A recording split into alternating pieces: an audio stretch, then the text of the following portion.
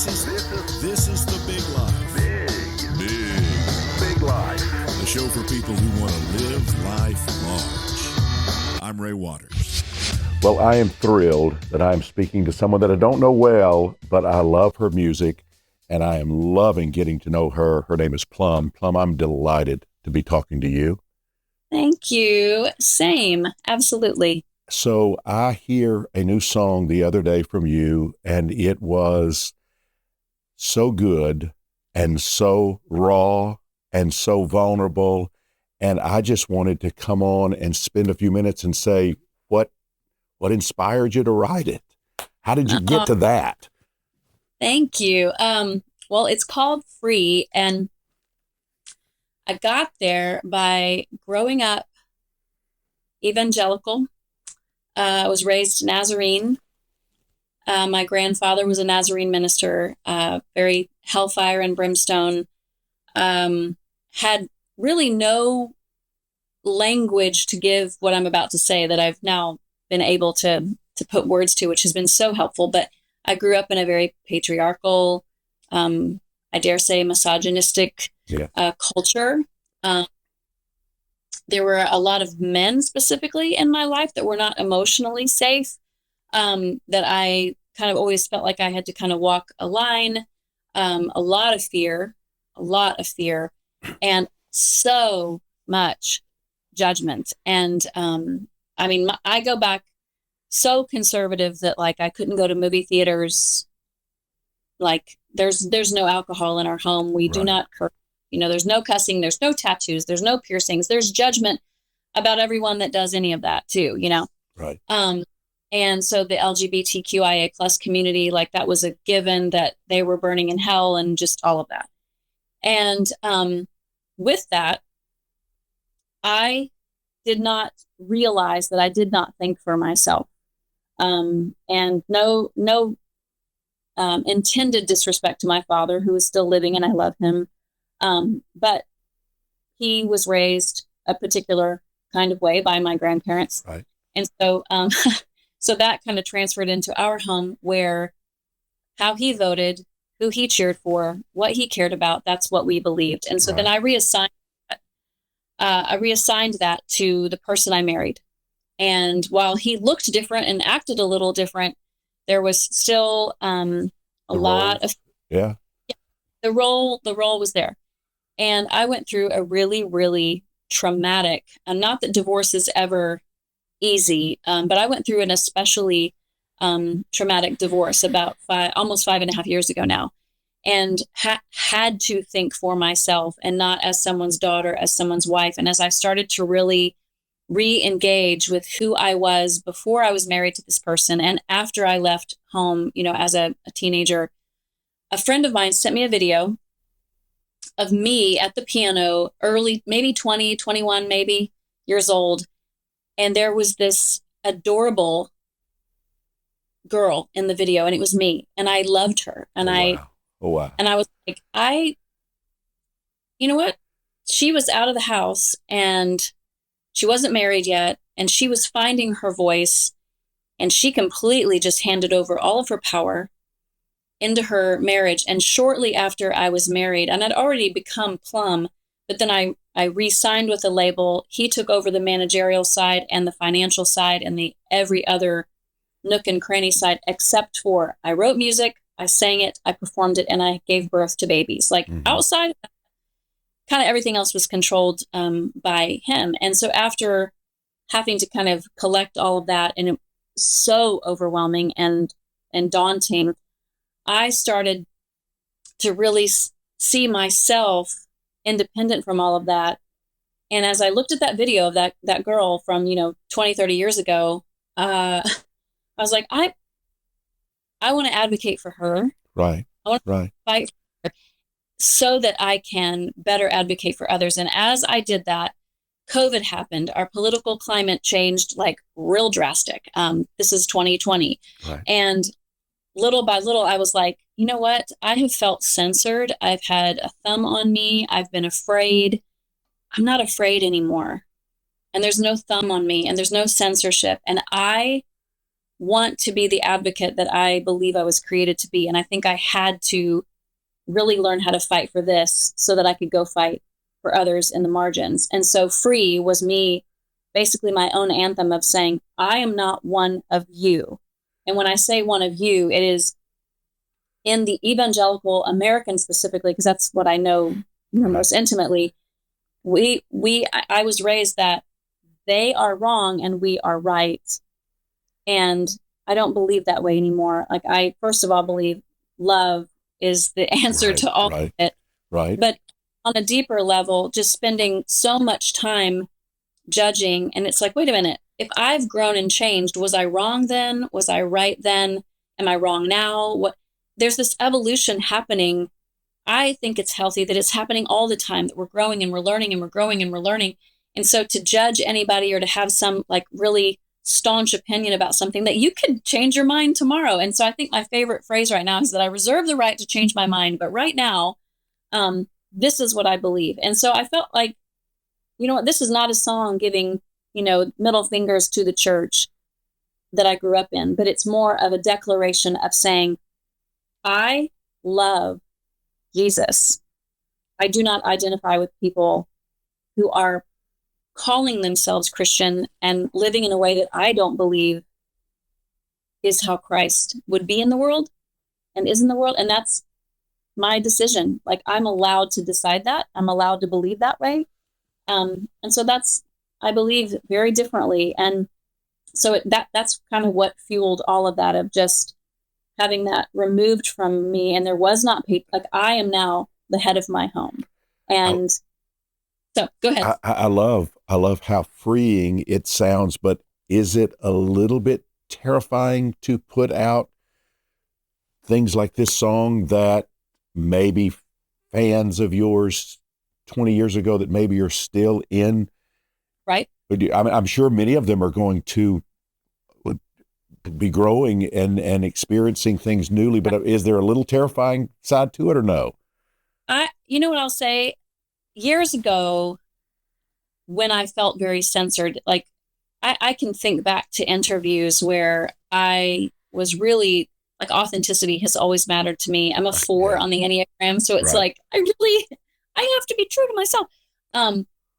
And there was a period of time, I'm not entirely sure I knew exactly who that was in the first place to even advocate for, but you're sort of kind of owned by everyone else. Like, they're investing in you and record labels and things like that. And so whether it's your parent or your spouse or your record company or fans, I felt like I had to sort of answer to all of them. And in a respectful way, it's like, man, if they're trusting me, or if they're paying me to come do a concert, or if they're investing in this record, like, I do want to be mindful of their time and their resources and even their trust in me. But that's such a great question, Ray. And I think that I was so afraid of God not loving me anymore, even though I was raised with like, Jesus always loves you. I had tremendous fear of abandonment emotionally from a lot of the people in my life, and more specifically, males. Like my father and my brother both have been emotionally unsafe for me, as much as I still love them. And then certain record label executives and, the man and certain managers, and then my own spouse. It was like, and I think after being so afraid of disappointing or being so afraid of doing the wrong thing, I think in the season that I've been in, I have realized how like recklessly loved I am all the time. I am so deeply loved. There's nothing that I can do to lose that. I think that has helped me to love me and to kind of, not to sound like a brat, but like, I don't care if someone else doesn't love me anymore. Right. I care that I love me. And so because I'm so certain that I am loved by God and I do really love me, I feel uncensored and I feel more free. And so I've already had tremendous amounts of people like walk away in droves. Like I went to But you a weren't a pride. people pleaser. You weren't a people pleaser, right? That's never been a huge part. I had the people pleaser side of me. So when people started falling aside and leaving me, it's like, everybody likes me. Everybody's supposed to like me. I don't know why people don't like me now, but it doesn't seem like Right. you had that. It seemed like that wasn't your thing. And so, I mean, there's a part of that. I think part of the human condition, there's a little bit of that, but you're right. I have not cared as much what other people think. And I would say this, and I didn't have the language for it until probably 4 years ago. I was in a therapy session with my counselor, and we were talking about peace. I was saying how much peace I didn't have in the Right. in the midst of my divorce. There was, custody and money and belongings and all, just lots of like, what am I going to end up with? What's going to be taken from me? And she said something about, when something violates your conscience and it robs you of peace, like how disarming that is. And she said, so as long as you are telling the truth and as long as you are being true to yourself, like you can still have peace no matter what gets taken from you, no matter what happens to you.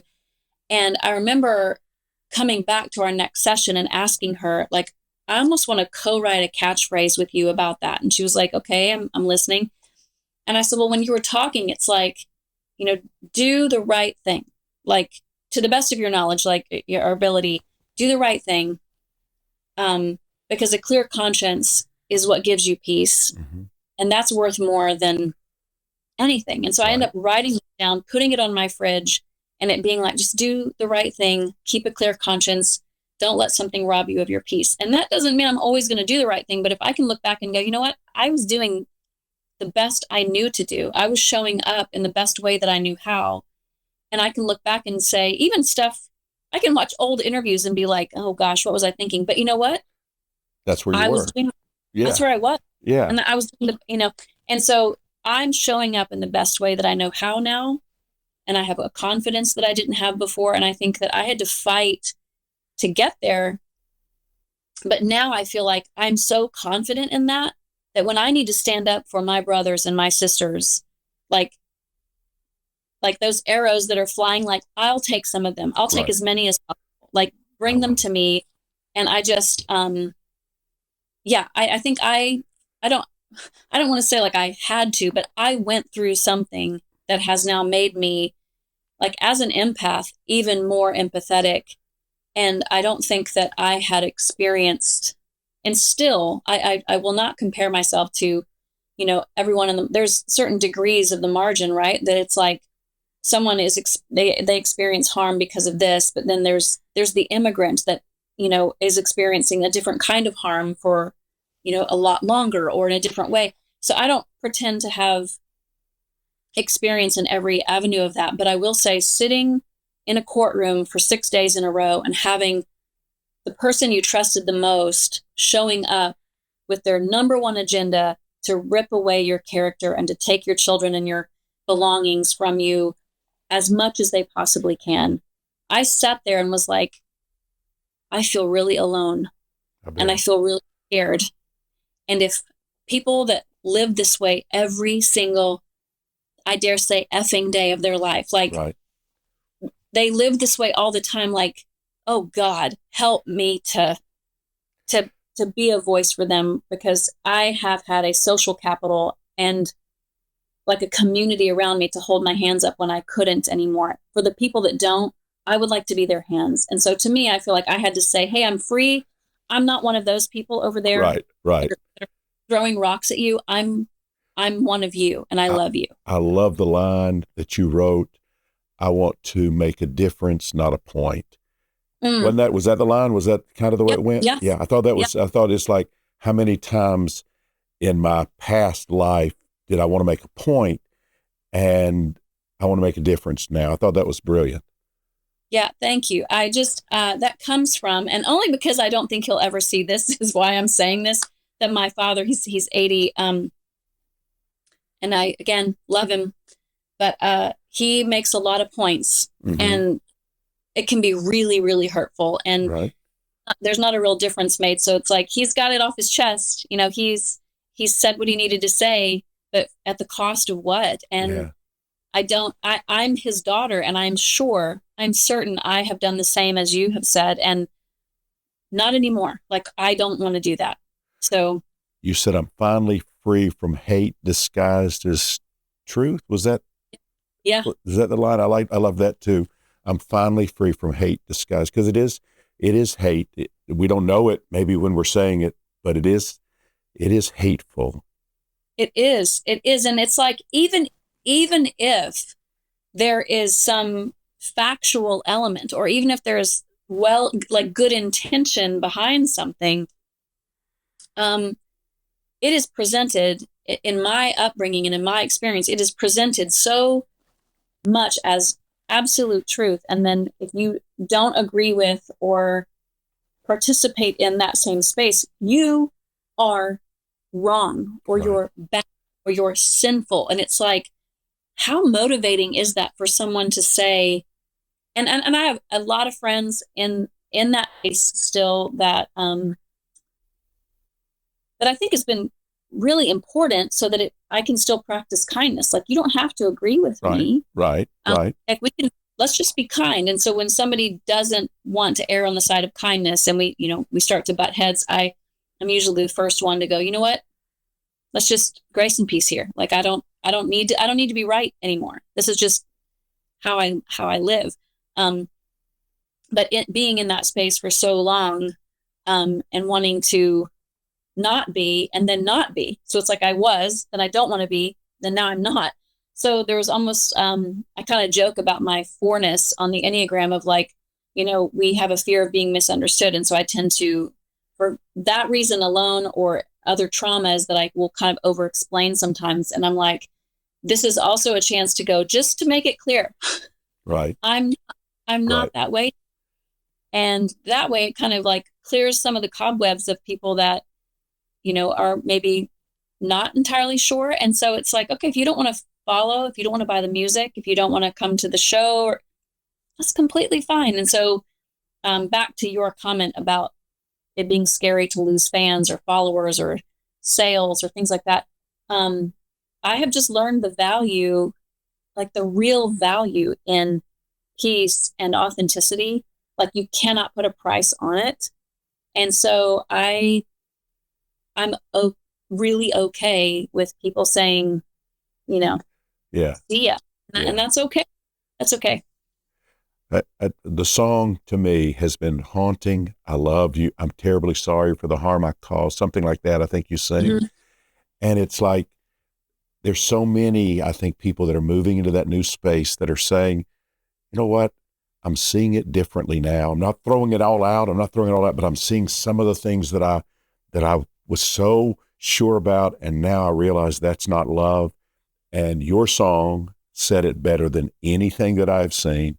And so I just wanted to, I know I don't know you, but from the moment I met you, I thought, we're going to be friends one day. Yes. And so yes. I'm glad that you allowed me to spend these few minutes with you.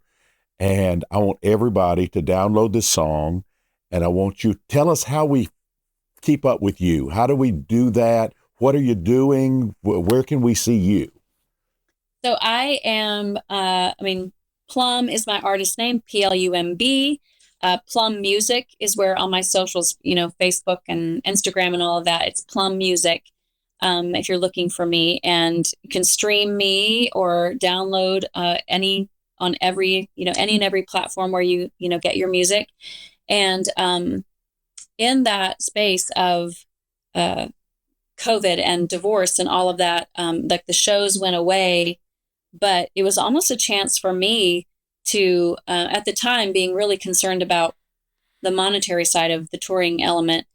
And so I've had to get really creative and monetize in different ways, but it did give me a chance to regroup. And instead of playing concerts and going, I'm not sure I want to say this again, but Right. There's certain songs that I may or may not do anymore. And there's certain songs that I would introduce differently and that mean something different to me.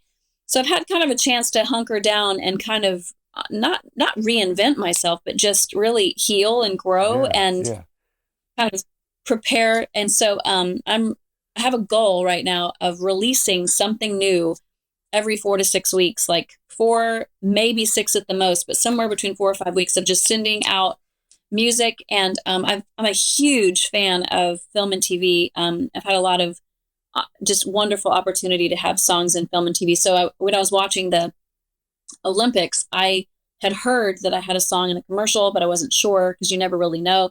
There was a commercial that had like a song that I had co-written in it, and so That's great. That's great. It's super exciting to do that because it kind of just exposes you to a completely different demographic, people that would be like, who is this? And they're like, who is this person? But touring is my only goal anymore. Like when you first start out, it's like, make the record tour. And now I'm just writing and creating. And I think in an independent space with, the tools that I have now after I'm 50 years old. So it's like 30 years later, I actually have some tools to just upload a song and I don't have to ask anybody, like, do you like this? When can it come out? There's a song coming out just in a few weeks. I think April 25th is when it's coming out. It's called Brave. And it's another kind of certainly inspired from my space of going through the trauma that I felt like I had to kind of hide. And then once I experienced what I just described to you of just feeling so brave and wanting to empower my friends out there that don't feel so brave. And my friend Flamey Grant was part of the inspiration because she had shared her story with me and just being in proximity with this drag queen and just hearing. And I remember telling her, I was like, I have never met a drag queen. I've certainly never been friends with one. And you're the first. And thank you so much for sharing your story with me. And you're just such a perfect example of when you don't understand something and you pull it closer. And whether you still understand it or not, and keep pulling it closer, choosing kindness for whether I understand or not. And then I didn't even have to choose kindness. It was like, oh, this is amazing. I love your story and I love your vulnerability. And so when I was songwriting, like quite literally the next week, I ended up texting Flamey and saying, I was talking about myself, but the lyric says, wish you could see what I see when I look at you. You're everything. You're a queen. You're a dream come true. All the hate, all the pain that they've put you through only made you the brave that I see in you. And the word queen, just literally, I had Flamey in my head. Wow. And I was like, so you have made it into the song. And I said, but it was like all the things that I went through have kind of that fire has refined me into this. And I love this. Right. I love who this is. And so I was like, maybe sometime we'll be at the same place and you can sing it with me. And so Flamey was like, I'm there. Like, let's do it. So let's do it. I would love that. Maybe it'll be in Atlanta. I hope so. Yeah, that would be amazing. I hope so. You are wonderful. Everybody, listen to the song Free. Come visit with us. We can't wait to see you. If you don't make it to Atlanta, I'm going to come see you in Nashville. I want to become good friends. All right. Thank you, Plumb. Thank you, Ray. Bye-bye. Thank you. Bye.